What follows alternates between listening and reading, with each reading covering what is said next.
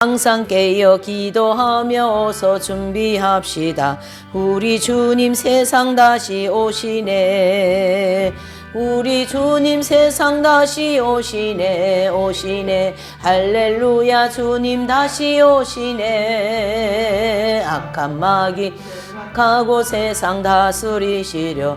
할렐루야. 주님 다시 오시네.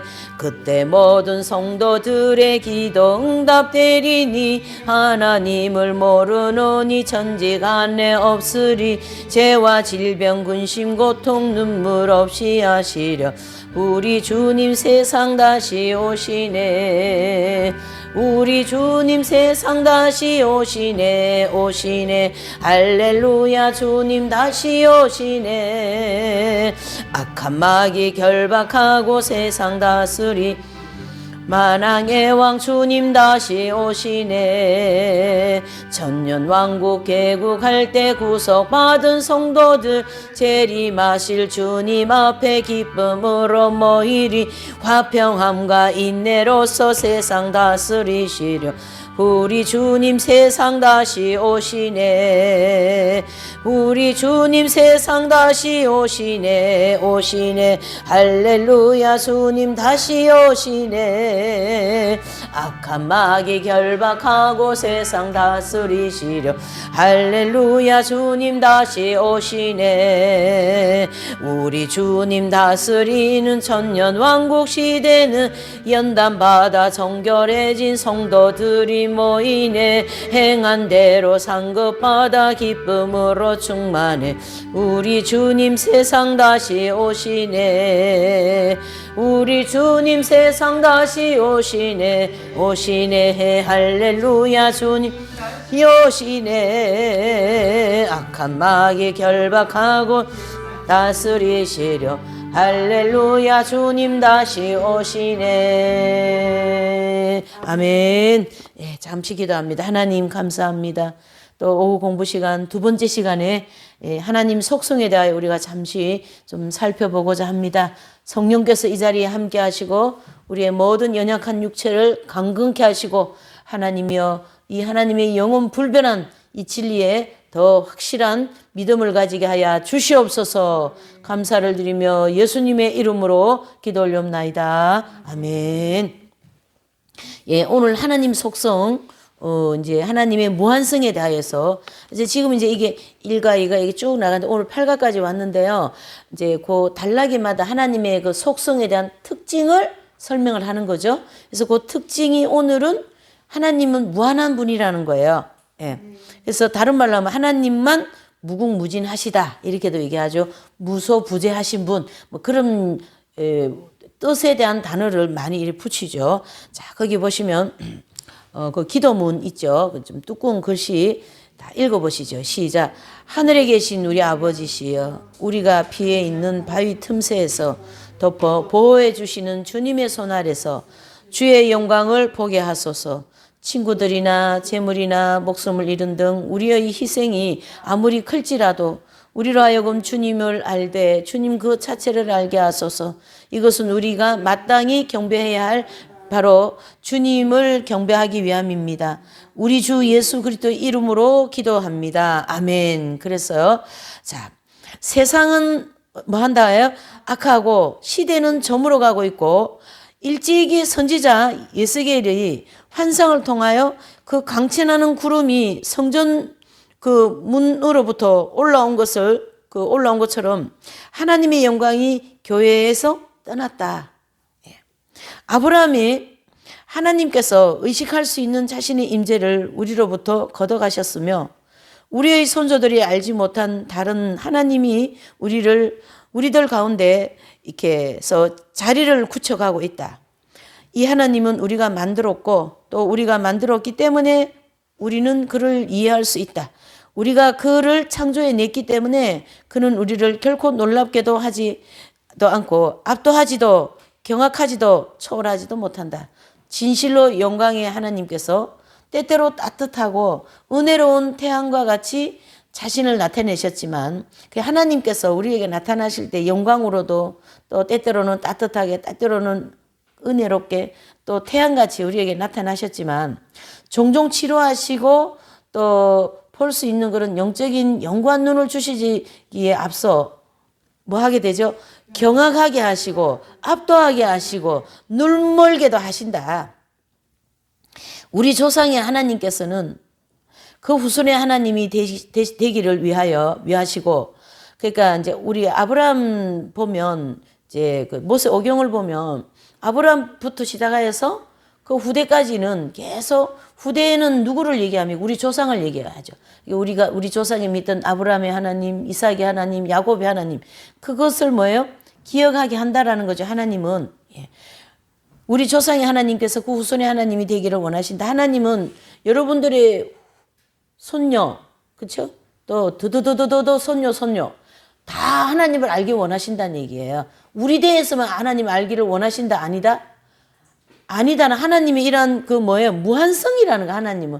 그러니까 여러분들이 그 집안이 만약에 대가 이어가가지고 뭐 천대다, 그렇죠? 성경에 천대라는 단어가 있으니까 그 천대 이후에 자손에게도 내가 함께 하겠다.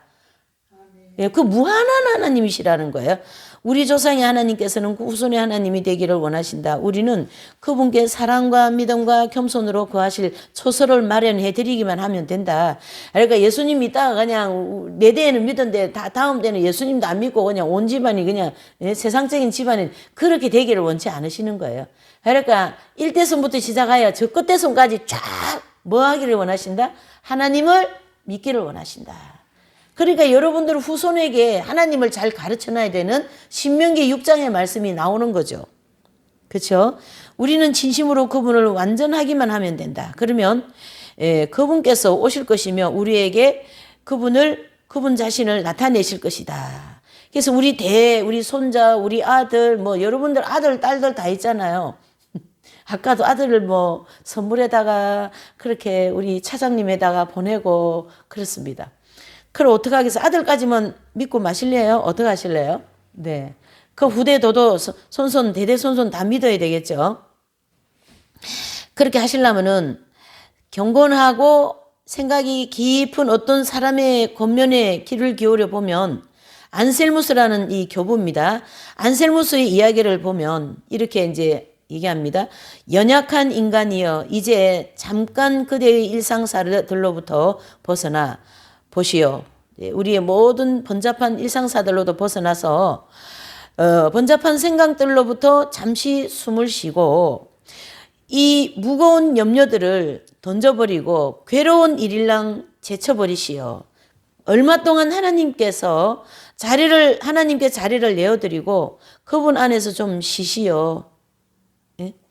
그대의 마음이 깊은 방에 들어가 하나님에 대한 생각과 그분을 찾는 일에 도움이 되는 것들을 제외한 모든 생각들을 다 쫓아내시기를 바랍니다. 아멘. 네, 다 쫓아내세요. 뭐 하여튼 여러분 이게 우리가 이런 생각과 이런 말, 이런 마음을 가짐이 이게 하나님과 관계없고 다 내중심적인 이게 분간도 안 가. 잘 분별을 했었는데 내가 생각하고 내가 추구하고 있고 내가 말하고 있는 거 이게 하나님하고 무슨 관계가 있는가 잘 생각을 해보시라는 뜻이에요. 그래서 이 안셀무스는 그런 것들로부터 다 좀 떠나라는 거예요. 떠나. 예? 그런 생각을 다 쫓아내고 잠그고 문을 잠그세요. 그 문이 저 앞에 철문이에요. 무슨 문을 얘기해요? 마음의 문을 닫으라 이런 뜻이죠. 그래서 온 심령이여 지금 말하라. 내가 주의 얼굴을 찾나이다. 주의 얼굴을 내가 찾겠나이다 하고 지금 하나님께 아뢰시오라는 거예요. 이거 바로 다른 말로 하면 무슨 뜻이냐면은 내적 생활을 하라는 뜻이에요. 이 성장론에서 보면 잘 보셔요. 오늘 우리가 이 하나님 속성 공부하는 게 굉장히 영적인 깊이 있는 거를 다루고 있는 거예요. 잘 보세요. 우리가 성도들이 이제 출애굽을 이렇게 처음 시작을 했잖아요. 출애굽을 하고 난 다음에 이 두 번째를 통과하고 난 다음에는 어떤 신앙생활을 하기를 원하냐면 이게 진덕명화의 길, 내면 생활에 대한 반성. 무슨 뜻입니까? 내면으로부터 하나님을 모시라는 거예요. 이 아래 동네에서는 하나님을 표면적으로 모셨다면 이제는 그 문 밖에 있는 예수님 마당까지 들어오셨으면 어디예요? 집 안으로 데리고 들어오셔라. 그러니까 마음의 문으로 문을 열고 그분을 모셔라. 다 하나님 관계없는 그런 인간적인 염려와 그런 건 다 이제 밖으로 다 쫓아내시고. 그래서 뭐 하라는 거예요? 내면 생활에 대한 반성을 하라는 뜻이에요. 그래서 내적 생활 하라. 그런 뜻이 되는 거죠. 이 안셀무소 자체가 이긴 자이기 때문에 이런 말을 쓸 수가 있는 거예요. 이분 자체가. 그래서 내적 생활에 충실할 것. 그래서 두 번째 통과한 이후에 내면 생활에 대한 반성, 이 생활은 필수적입니다. 여러분 잘 보세요. 필수 과목입니다. 여러분 우리가 이 공부 다 한 사람들로서 이 두 번째 통과한, 여기 통과 안 된 사람도 있어요. 그러나 이 공부를 하면은 자연히 이런 내면 생활에 대한 반성에 관심이 가게 돼 있습니다. 영적인 사람이고 영적인 거기 때문에. 그러니까 자신의 내면 안으로 깊이 들어와 가지고 내 이 내면의 깊이에 무엇이 있는지 찾아내라는 거예요. 뭐가 있는지 찾아내라. 그 무엇을 찾아내어서 주님께 내어드리셔요. 그러려면은 이런 복잡 다양한 이런 모든 표면적인 생활을 다 문 닫고 내면으로 자기 안으로 쭉 들어와서 자기의 문제점을 찾아가지고 그분한테 내놔야 되는 거예요. 이게 내면 생활에 대한 반성입니다. 하나님에 대하여 생각하거나 말할 수 있는 모든 것 중에서 그분의 무한성이 가장 이해하기가 어렵습니다. 그래서 심지어 그것에 대하여 생각해 보려고 시도하는 것마저 자기 자가당착으로 보일 것이다. 왜냐하면 그러한 개념과 작업은 처음부터 우리가 결코 완성할 수 없음을 알고 있는 이를 착수하는 것이기 때문에 무슨 뜻이냐면 그럼에도 불구하고 인간으로서는 그거를 해결할 수 있어요? 없어요? 없다라는 거죠. 이게 이 토저라는 이 저자는 지금 그걸 얘기하는 거예요. 예. 예. 그러한 개념과 작업은 처음서부터 우리가 결코 완성할 수 없음을 알 수 있는 이를 착수하는 것이기 때문이다. 그렇다 할지라도 우리는 시도를 해야 됩니다. 그렇다고 나는 가만히 있을 수는 없죠. 어떻게 하든지 내 속에 있는 이 어둠을 몰아내려고 노력을 해야 된다. 그렇게 보는 거죠. 그래서 성경이 하나님의 무한하시고 또 무한하시다고 가르치고 있고 우리가 그분의 다른 속성들을 받아들인다면 이 속성도 반드시 받아들여야 된다. 이게 다른 어떤 그런 것들 많이 받아들이는데 하나님에 대한 속성도 받아들여야 된다. 그런 뜻이고요. 그 길이 어렵고 올라갈 수 있도록 밀어주는 기계적인 도움이 없다고 하여 우리가 이해하려고 노력해서 돌아서서는 안 된다. 경치는 멀리 가면 더 좋고 여행은 뭐죠? 발로 하는 것이 아니라 마음으로 하는 것이 더 좋다라는 거예요. 그래서 우리가 여행 같은데 뭐 많이 다녀보진 않지만 이제 여행을 이렇게 가면 뭐 표면적인 거 그거보다도 그 여행을 통하여 내면에 대한 생활을 반성하는 것이 더 좋겠죠. 좀 더 가치 있는, 좀 더 깊이 있는 그런 여행이 될 수가 있다. 이래 볼 수가 있는 거죠. 그러므로 우리는 주님께서 자주 눈먼 자에게 시력을 주시고 다 줄 것이에요. 갓난 아이와 젖먹이들에게 현자들이나 분별이 있는 자들이 꿈도 꾸지 못한 그런 진리를 속삭여 주심을 알아야 된다. 우리가 성인들에 대한, 저는 늘 성인들, 야, 저분 진짜, 복녀 엘리사벳이라는 분이 계신데, 그분은 영혼의 창가라는 그런 책을 쓰신 분이에요. 근데 그 영혼의 창가라는 책은 이 엘리사벳 이분이 천성적으로 음악성이 굉장히 뛰어난 감성을 가지고 있어요. 그러니까 그 감성을 하나님을 사랑하는데 자기 감성을 이 피아노 조율하려면은 저거 다 여러 감을 띵띵띵띵 도레미파솔라시를 다 이렇게 조율을 해야 되잖아요. 그러니까 그 조율을 그 영혼의 감성을 가지고 하나님을 사랑하는데 조율을 한다는 얘기예요. 그분은. 그래서 영혼의 창가라는 책을 이제 써낼 정도로 아주 그쪽으로 또 굉장히 그 영혼이 발달이 되신 분이더만요. 그 엘리사벳 복녀. 근데 그분 성녀인데 복녀라는 이름을 붙였더라고요. 예. 그러니까 성녀가 안 됐다라는 뜻인데 제가 볼 때는 그분 할례 받은 분이거든요. 영적 할례 받은 분이거든요. 예. 그래서 분별 있는 자들이 꿈도 꾸지 못한 진리를 속삭여 주님을 알게 합니다. 자, 저는 이제 그 영혼의 창가라는 그 책에 나온 내용을 보고 진짜 막 저 꿈도 못 꾸잖아요. 그분 간 그 경지까지 아직 못 가잖아요. 꿈도 못 꾸는데도 꿈은 꾸고 있어요. 예. 꿈을 꿔야 되지 않겠습니까? 너무 기를 많이 죽여 이 토저 이분이 지금. 예, 꿈은 꿔야죠. 네. 하나님께서 우리에게 허락하시기를 기뻐하실 그런 그 사상의 고귀함과 지성의 값진 고향을 추구하자. 무슨 뜻입니까? 하나님을 추구하자는 뜻이에요. 하나님을 추구하자. 자, 소경이 보고 기머거리가 들어야 한다. 이제 우리는 어둠에 묻힌 보화와 비밀한 곳에 숨어 있는 보고를 받을 것을 기대해야 된다. 우리는 사실 이 기대를 다 받았어요, 여러분. 교회 시대 이긴 자들은 비밀을 안 것은 이거 다 알고 있다라는 뜻입니다. 물론 무한성은 한계가 없음을 의미합니다. 그래서 한계가 있는 지성 때문에 이 장에서 나는 어쩔 수 없이 내가 쓰고자 하는 것은 한 걸음 한 단계 아래에서 생각하지 않을 수 없다. 이건 이제 토저 자기 생각인데요. 이제 그 위쪽에 물론 무한성의 한계는 없어요. 무한성이라는 말 자체는 한계가 없다라는 뜻이고 또 한계가 있는 이 지성이 한계가 없으신 분을 파악하기는 불가능하다. 우리 지성과 하나님 파악할 수 있습니까? 우리 아까 차장님이라 그랬나 뭐라 그랬나? 차장님이에요? 자매님 차장님이에요? 예? 네, 차장님은 한계를 헤아릴 수 있습니까? 네, 뭐 아무리 뭐 차장 아니라 무슨 장이라도 안 됩니다. 안 된다라는 얘기를 이제 저자가 했고, 그러나 이제 그걸 역설로 말하는 거죠. 예, 역설적으로 말을 하는 거죠. 뭡니까? 어쩔 수 없이 내가 쓰고자 하는 것은 한 걸음도 못 미치는 좀 낮은 단계에서 쓰겠다라는 거고요. 한 단계 아래 생각하지 않을 수 없다. 그러면서 오를 하면서 읽어보세요. 안 달라. 시작.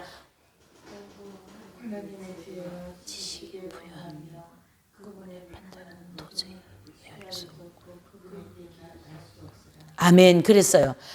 어떻게 판단을 우리가 알 수 있겠어요? 이해를 못한다라는 뜻이죠. 이 무한한 하나님은.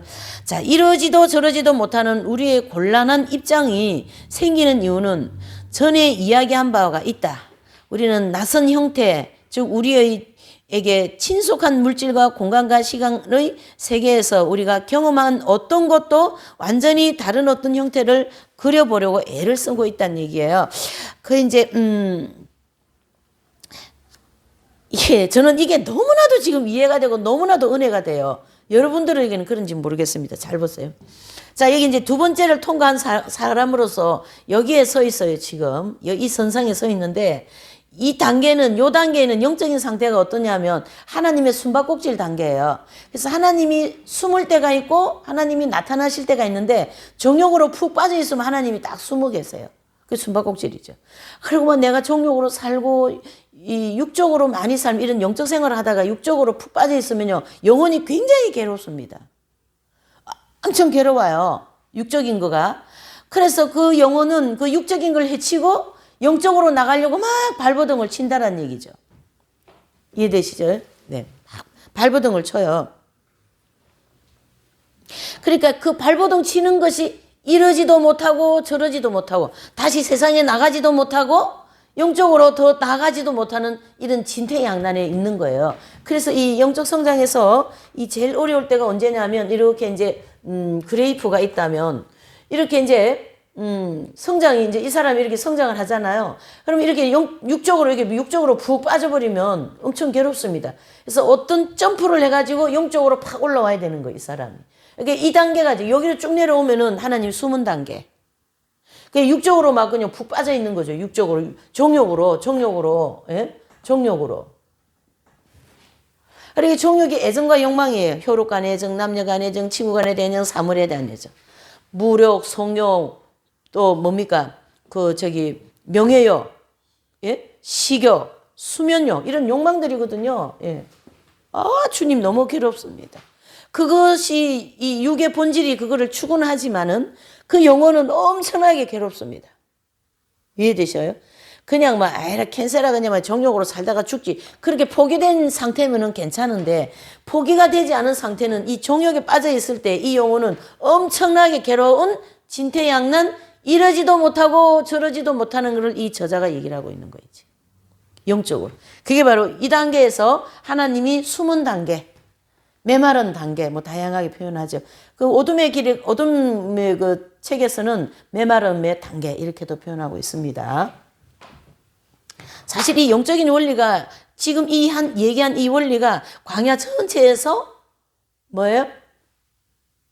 터치하는 건데요. 요 단계에서 그걸 집중적으로 다룬다. 이래 보면. 그래서 여기에서 그것이 잘 되어서 의지를 가지고 주님을 딱, 이 단계 청년의 단계인데, 요 때는 하나님과 관계가 어떠냐 하면, 저기 사하라 모래바다가 우리를 던져놓고 알아서 와. 이런 입장이에요, 여기가. 청년의 단계이기 때문에. 여기는 주님이 입만 벌리면 응답도 해주시고, 알았다, 여기 있지. 이렇게 사탕도 많이 주시는데, 여기는 없어요. 되게 재미없는 신앙생활 여기 해야 돼요. 여기 38년 걸린다 하잖아요. 그게 자아 깨어지는 과정인 거거든요. 내면의 소유를 버리는 과정. 그래서 이분이 이런 영적인 원리를 이분이 이긴 자거든요. 이 토저가. 그래서 이런 원리를 알기 때문에 이런 말을 쓰는 거예요. 이래도 못하고 저래도 못하고 엄청 쉬운 말 같죠. 영적으로 엄청 어려운 이 상황이 지금. 그래서 거기 이제 이러지도 못하고 저러지도 못하는 우리의 곤란한 입장이 생기는 이유는 전에 이야기한 것처럼 낯선 형태, 즉 우리에게 친숙한 물질과 공간과 시간의 세계에서 우리가 경험한 어떤 것과도 완전히 다른 어떤 형태를 그려보려고 애쓴다. 자기중심적으로 가려고 애쓰다가 이제 큰 코 다치는 거지. 자, 노바티아누스는 다음과 같이 기술을 했어요. 자, 하나님의 속성과 내용에 대해 우리가 진심으로 묵상을 한다 해도 적합한 개념을 찾아내는 것은 우리의 능력의 한계에서 벗어나는 겁니다. 이게 한계가 있다라는 뜻이에요. 하나님의 그 속성을 우리가 알아내는 게 불가능한 일이죠.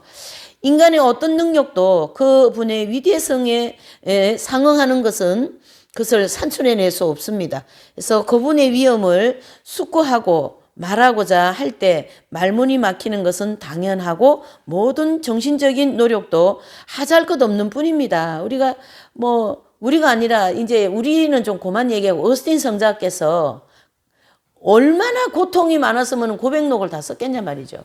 그렇죠? 하나님과 인간의 관계가 이게 어떻게 융화가 되어야 되냐. 예. 하나님께서 인간 지성 그 자체보다 더 위대하시기 때문에 인간의 지성이 뭐가 위대해. 인간이라고 하는 이 지성은 별거 아니에요. 예. 뭐 학위를 많이 땄다 그래도 사실 그건 별거 아니에요. 하나님 앞에서 볼 때는. 그래서 하나님 앞에서 어거스틴 그 성자의 지식이 엄청나잖아요. 그 당시에. 이 지식이 하나님 앞에서는 이 지식이 뭐가 같이요? 요렇게 조가비를 하나 그려볼게요. 요런 조가비에 물열에 담겨있는 한 방울 정도밖에 안 되는 거예요. 어거스틴이 이 엄청난 지식이 하나님 보실 때 요 정도밖에 안 되기 때문에 하나님께서는 어거스틴을 보고 그렇게 깨닫게 해주신 거예요. 겸손하라고. 그분의 위험을 숙고하고 말하고자 할 때 말문이 막힌다. 자, 말문 막히겠죠? 만일 우리가 그분의 위대성을 상상할 수 있다면 그분은 개념을 형성할 수 있는 인간 지성보다 더 못할 것입니다. 그분은 모든 언어보다 더 위대하시며 어떤 진술도 그분을 내낼 수 없습니다. 만일 어떤 진술이 그분을 표현할 수 있다면 그분은 그러한 진술로 그분의 모든 것을 이해하고 종합할 수 있는 인간의 언어보다 못한 분일 것이다. 그래서 그분에 대한 우리의 모든 생각은 그분보다 작으며, 그렇죠? 또 우리의 가장 고상한 웅변도 그분과 비교되면 하찮은 것이 되고 말 것이다. 웅변하면 어거스틴을 뺄 수가 없어요. 이분은 수사학에서 아주 뛰어난 그런 이제 그 분 중에 한 분으로서 그 당시에 이 웅변, 좀 말로다가 하나님 진리를 다 증거하신 분이거든요. 삼위일체를 말로다가 다 이렇게 표현내는 그러한 강력한 그 수사학을 공부하는 분인데 이제 그분은 거를 여기다 좀 비유를 해보면 인간의 언어보다 못한 분일 것이다. 그분에 대한 우리의 모든 생각은 그분보다 작고 또 우리의 가장 고상한 웅변도 그분과 비교하면 하찮다. 시편 55장 8절 11절 한번 찾아보세요. 시편 다윗이 또 아주 멋있게 말씀하고 계세요. 시편 55장이에요.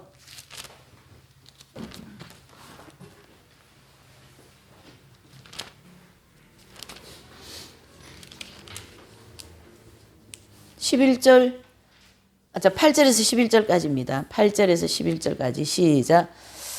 시편 55장 8에서 11절까지 한번 읽어보실까요? 내가 피난처에 속히 가서 폭풍과 강풍을 피하리라 하였도다. 내가 성내에서 강포와 분쟁을 보았사오니 주여 저희를 멸하소서.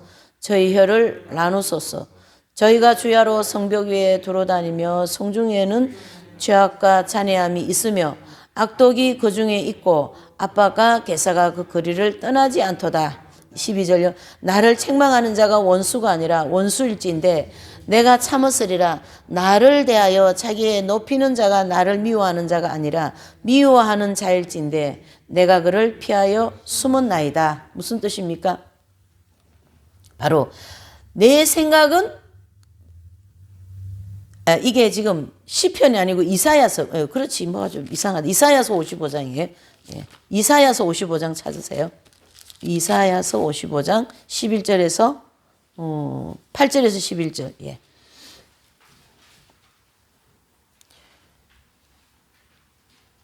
자, 8절에서 11절까지 읽읍시다. 시작.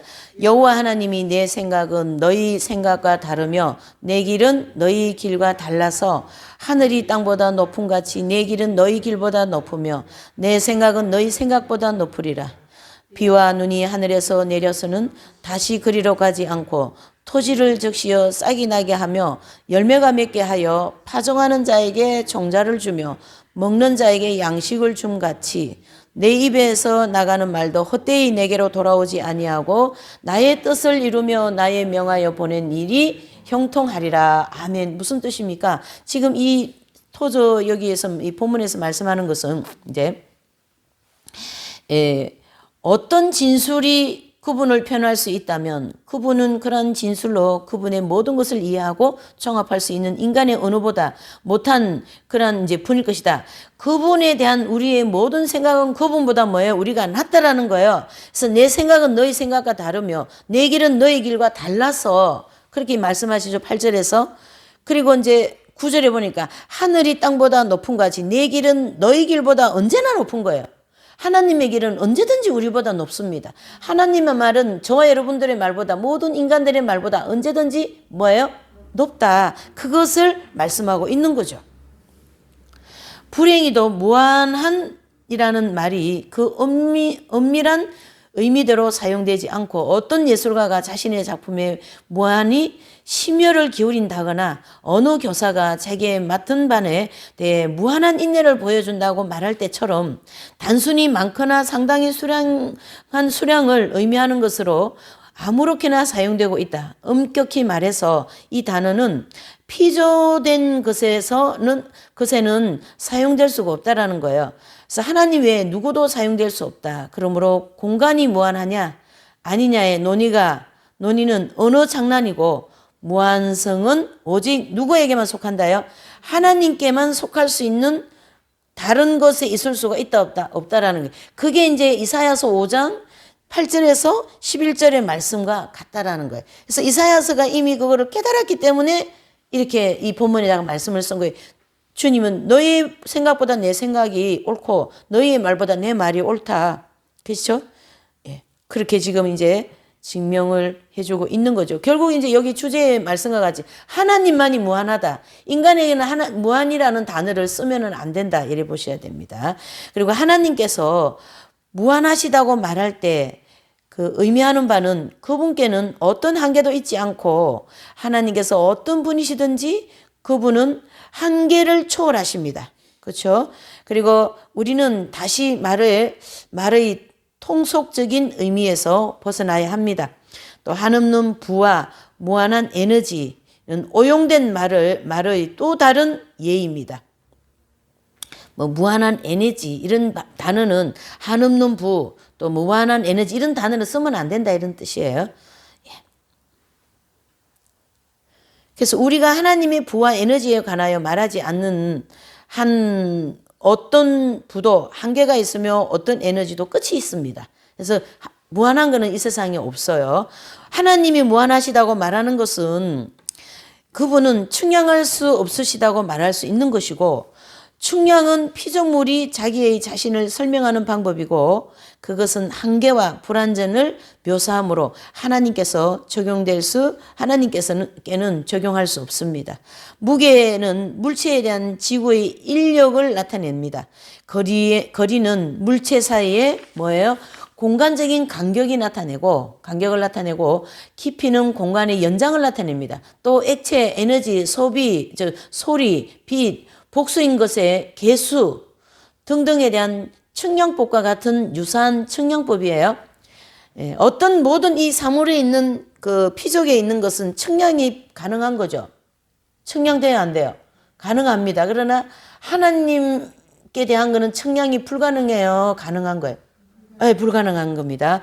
우리는 또한 추상적인 성질을 측량하려고 크거나 작은 믿음에 대하여 이야기하기도 하고 또 높거나 낮은 지성, 크거나 작은 재능에 대하여 이야기하기도 합니다. 이 모든 것이 하나님께 적용되지 않고 적용될 수도 없음이 명확해 하지 않는가. 그것은 우리가 그분의 손으로 만들어진 것들을 보는 방법이지 그분을 보는 방법은 아닙니다. 그분께서 만유 위에 계시며 만유 밖에 또 만유를 넘어 계신다.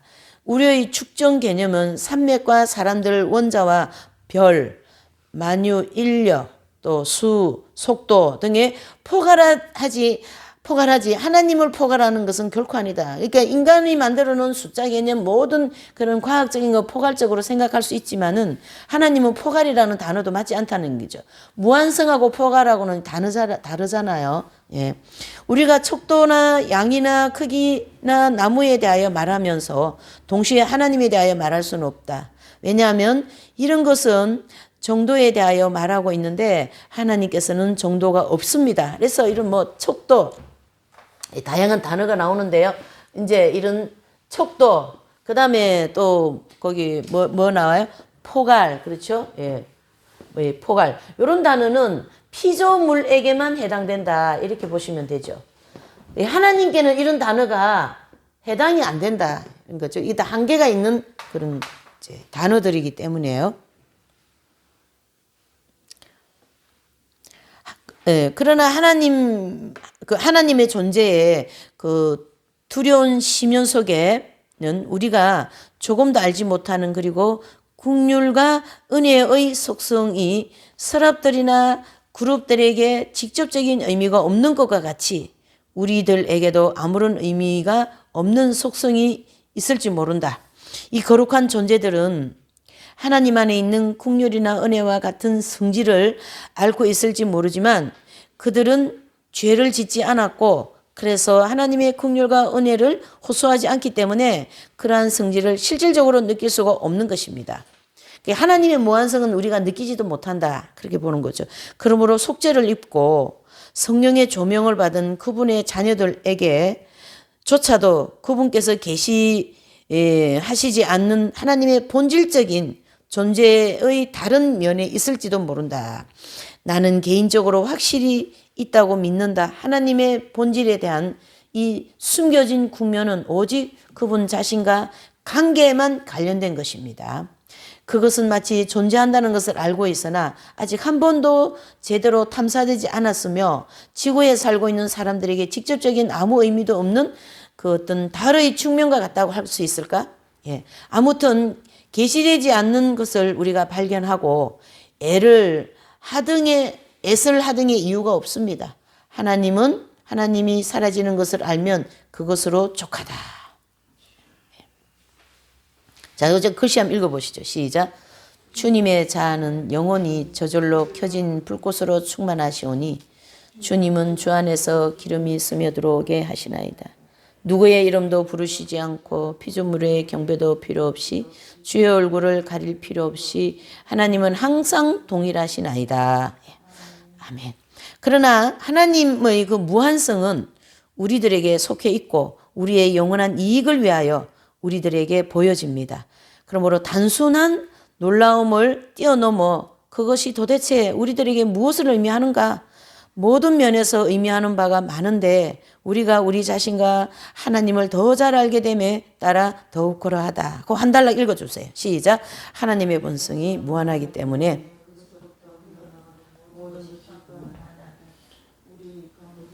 가련한 인간 피조물은 안팎으로 해서 우리에게 지워지는 한계를 끊임없이 좌절하고 있다. 인생은 짧아 어떤 연주회를 위해 열심히 연습하는 것 같다. 우리는 막상 연주회를 갖기까지 버티며 머무를 수 없다. 어느 숙달 지점에 도달했는가 싶으면 바로 그때 우리는 악기를 버려야 한다. 우리의 본래 구조로 보아 한 대로 충분한 시간이 우리에게는 없다. 우리는의 한계로부터 한계라고 전혀 없으신 하나님께로 방향을 돌리는 것이 얼마나 만족스러운 일인가. 그분의 마음 안에 영원한 날들이 있다.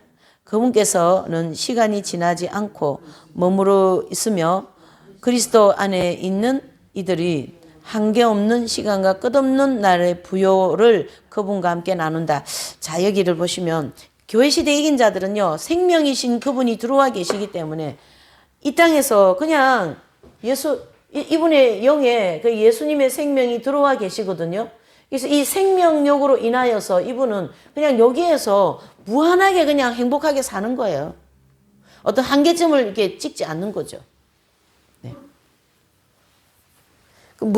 하나님이 뭘 주셔서 무한성을 주셨다 보면 되죠. 생명력을 주셨다. 이렇게 이제 우리가 이긴 자 중심으로 이걸 이제 풀어나가는 거죠. 그분은 조급히 일하셔야 하는 마감일이 없어요. 하나님이 나 시간이 없어서 빨리빨리 해야 돼. 그런 일 있을까요? 없을까요? 없어요. 그러면 무한한 하나님이 아니시죠. 단지 이것만 알아도 우리의 영혼은 잠잠케 하고 우리의 신경을 누그러뜨릴 수 있습니다. 그리스도 밖에 있는 사람들에게 시간은 삼키는 야수다. 그렇게 사람들이요 바쁘게 살잖아요 요즘에. 그러면서 그런 얘기 하더라고요. 시간이 돈이다. 이렇게 얘기하시대요. 그렇죠. 시간이 돈이다.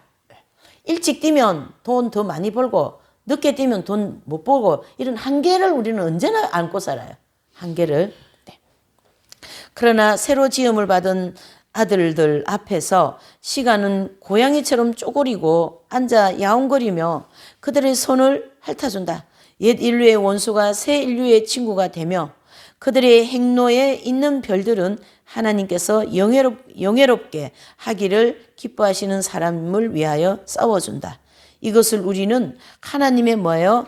영원성으로부터 배울 수 있다. 그러나 거기 한번 읽어보세요. 또한 자기 자신을 창조되었기 때문에 유한한 것이다. 그리스도 안에 있는 영원한 생명의 선물은 하나님을 따라 무한하다. 예, 자 여기요. 생명이 들어온 이 사람은 하나님의 생명에 의해서 뭐하다요? 무한하다라는 거. 이 생명력을 가진 분, 즉 하빌이 되신 분들에 대한 이 엄청난 무한성을 우리가 또 다시 한번 볼 수가 있는 거죠. 그래서 이거는 이긴 자가 되지 않으면 이 무한성을 체험할 수가 없는 거죠. 생명이 들어왔다 안 들어왔다는 건 하빌이냐 아니냐 그걸 얘기합니다. 그리고 선상이 지금 어디입니까? 하빌 전에는 광야에는 이제 잘 보셔야 돼요. 아까 우리 연결혼 공부했을 때 광야에는 하나님 말씀, 성령님, 예수님 십자가, 보혈, 천사, 마귀 다 있어요. 광야에는. 이해되시죠? 근데 생명이 합일되어진 이분들에게는 마귀가 물론 몸을 이 땅에 입고 있으면 마귀의 공격을 받지만 전혀 거기에 관계없이 살아가요. 그 관계없이 살아가는 그것이 뭐냐 하면 이제 이 합일되어진 성도들에 대하여서 우리가 자꾸 알면 되게 좋은 게 많아요. 성경이 자꾸 풀어지니까요. 이런 내용들이. 자 보세요.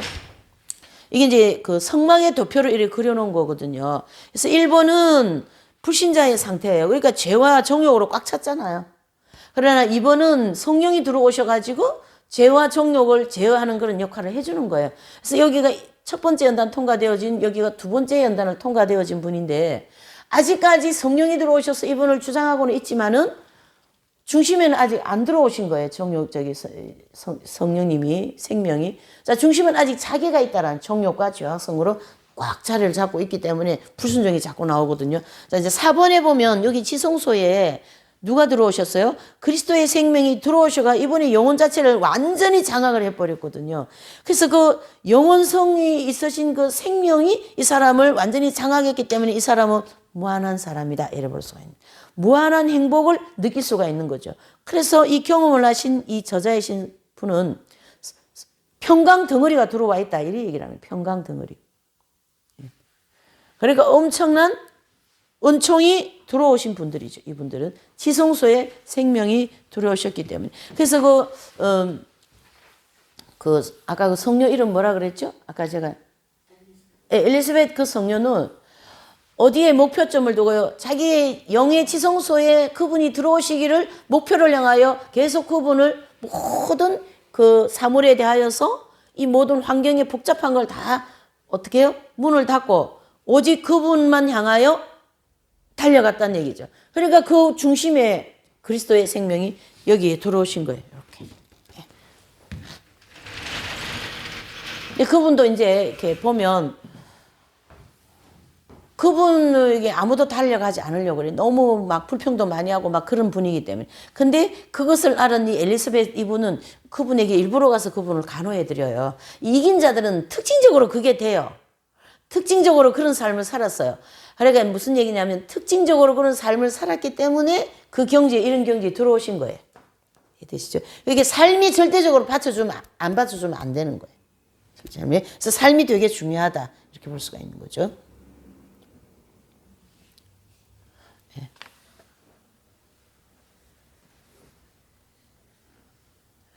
자, 그 다음에 이제 거기 그리스도 밖에 있는 사람들에게, 그 밑에 거죠.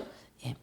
그리스도인은 하나님 자신의 생명을 소유하며 그분의 무한성을 그분과 함께 나눈다. 그렇죠? 여기 하비를 얘기하는 거죠. 지성소의 생명 들어오는 그분과 함께 나눈다. 하나님 안에는 모든 이들을 위한 충분한 생명이 있고 그것을 즐길 충분한 시간이 있어요. 또 자연적인 생명을 소유한 것은 무엇이든지 출생으로부터 죽음에까지 순환의 길을 달려 없어지고 말지만 하나님의 생명은 그 자체로 돌아와 결코 끝나지 않습니다. 오늘 내가 이 땅에서 생명이 들어오는 하빌이 됐죠. 그러면 그날부터 이 사람은 천국에 있는 사람이나 마찬가지. 천국에, 즉 심령의 천국을 이루어진 천국 사람이다 이래 보는 거죠. 그래서 곧 유일하신 참 하나님과 그분께서 보내신 예수 그리스도를 아는 것이다. 이렇게 이제 바울 사도께서 말씀하시고, 또 하나님의 국률 또한 무한한데 내심 무거운 죄책감으로 신음해 온 사람은 이것이 이론적인 의미 이상일 것을 압니다. 죄가 더한 곳에 은혜가 더욱 넘친다. 로마서 5장 20절. 마찬가지로 넘치는 죄악은 세계의 공포지만 넘치는 은혜는 인류의 뭡니까? 소망이다. 참 멋지지 않으세요? 단어. 네. 넘치는 뭐예요? 세계의 공포. 이 죄악이 넘치니까 저게 전쟁이 일어나고 북한에 저 인권이 말이죠. 북한에는 사람이 살 수 있는 곳이 아니래요. 그렇죠? 그러니까 우리가 빨리 북음의 통일이 돼야 되죠. 백성들을 건져내려면 저 지옥이거든요. 그러니까 이 죄악은 온 세계를 공포로 끌고 가는 거예요. 그러다 죄로 인해서 아집, 교만, 그렇죠? 그걸로 인해서 이 인류를 공포로 끌고 갑니다. 그러나 그 하나님이 넘치는 은혜는 인류를 어디로 끌고 가요? 소망으로 끌고 간다 이런 뜻이죠. 아무리 죄악이 넘친다 할지라도 여전히 한계가 있고 또 그것은 유한한 지성과 심령의 산물이기 때문입니다. 그러나 하나님의 그 넘치는 은혜가 우리에게 무한을 가져다 주고 피조물로서 가지는 깊은 질병에 맞서 하나님의 무한한 치료 능력을 어떻게 해요? 치료 능력이 싸운다. 그래서 하나님의 그 성령의 능력과 인간의 그 죄와 막 치열하게 싸우는 거죠. 그렇죠? 오늘 오전 예배 우리 싸움 많이 얘기했잖아요. 여호수아가 가나안 족속을 진멸하는 그런 전쟁하는 거. 또 수세기 통하여 기독교는 하나님이 세상을 이처럼 사랑하사 요한복음 3장 16절에 증거해왔고 우리는 그 사랑을 하나님의 무한성의 빛 안에서 보게 됩니다. 그래서 그분의 사랑을 측량할 수 없고 그것은 풍성하며 한이 없고 또 그것은 하나님의 사물이 아니고 하나님의 본성의 한 면이기 때문에 한계가 없습니다. 그래서 그분의 사랑은 어떤 면에서도 그분과 그 자체이고 그분이 무한하시기 때문에 우리의 사랑은 온 피조 세계를 안고 그 위에 억만 세계의 억만 배를 안을 수가 있다는 게. 그러니까 하나님 안에서는 이 억만 세계, 억만 배를 안을 수가 있습니다. 하나님과 함께하면 이렇게 생명으로. 자, 거기 이제 조셉 하트라는 분의 기도를 한번 읽어보시죠. 시작. 이분은 경배하는 하나님, 우리의 신실하고 변함없는 친구. 그분의 사랑은 그분의 능력만큼 위대해 측량할 수도 없고 그 끝도 모르네. 그분은 예수님 처음과 나중이시며 그분의 영께서 우리를 본향으로 완전히 인도하시리니 우리는 지나간 모든 것에 대해 그분을 찬양하고 다가올 모든 것에 대해 그분을 뭐한다예요? 신뢰하리라. 아멘. 그랬습니다. 그래서 이 하나님의 무한성은 결국 인간으로는 어느 도달 아무것도 할 수가 없지만 생명이 함께 할 때는 이것이 무한한 하나님을 우리가 볼 수 있고 함께 할 수 있다. 이런 것으로 이제 이 장에서는 말씀했습니다. 다음 주는 영혼 하나님의 불변성에 대해서 공부할게요. 네. 오늘은 여기까지 할게요. 주님께서 가르쳐 준 기도로 마치겠어요. 하늘에 계신 우리 아버지, 이름이 거룩히 여김을 받으시오. 나라에 임하옵시며 뜻이 하늘에서 이루어진 같이 땅에서도 이루어지이다. 오늘날 우리에게 일용할 양식을 주옵시오. 우리가 우리에게 죄진 자를 사하여 준 같이 우리의 죄를 사하여 주옵시오. 우리 시험에 들게 하지 마옵시오. 악에서 구하옵소서.